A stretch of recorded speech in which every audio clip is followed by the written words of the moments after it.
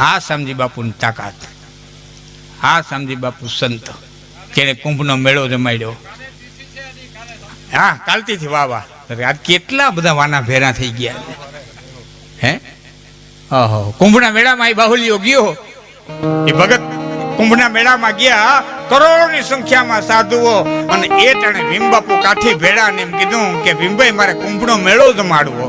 અરે બાપુ આ કરોડો સાધુઓ અને કરોડો માણસો આને કેમ જમાડાય? બાપા મારે જમાડવાની ઈચ્છા થઈ કે પણ કરાય કે એ તો સાધુઓને પૂછો. દરેક અખાડાના મંતોને બોલાવ્યા, ભાઈ મારે તમારા અખાડાને જમાડવો. કેટલી મૂર્તિ? તો કોઈ કે 500, કોઈ કે 1000, કોઈ કે 2000, કોઈ કે 200, કોઈ જેટલી મૂર્તિઓ હતી. બાપા હું ખાવું?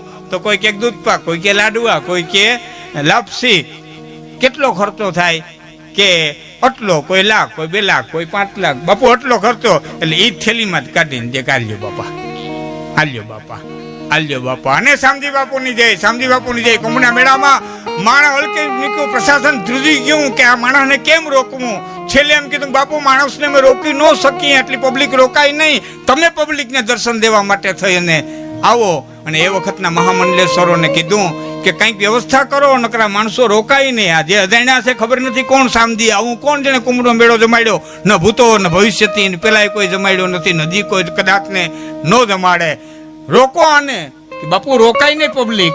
એ ભગતને કયો પબ્લિકને દર્શન દેવા નીકળે. અને તેથી મહામંડલેશ્વરે ભેળા થઈને કીધું બાપુ આપને હાથીની અંબાડીએ બેસી અને પબ્લિકને દર્શન દેવા જવાનું છે. કે બાપુ હું તો ભગત કોટી કહેવા, મારાથી હાથીમાંથી ન બેહાય. કોક તમારા સંતને બેહાડો એની પાસે હું ભગત થઈને બેહે. કેટલી નિર્મળતા,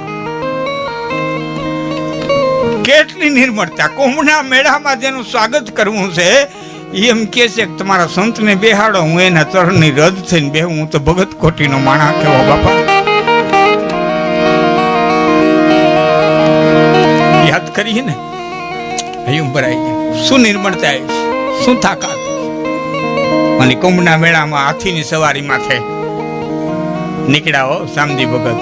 આજ પણ તમને ફોટો જોવા જડશે.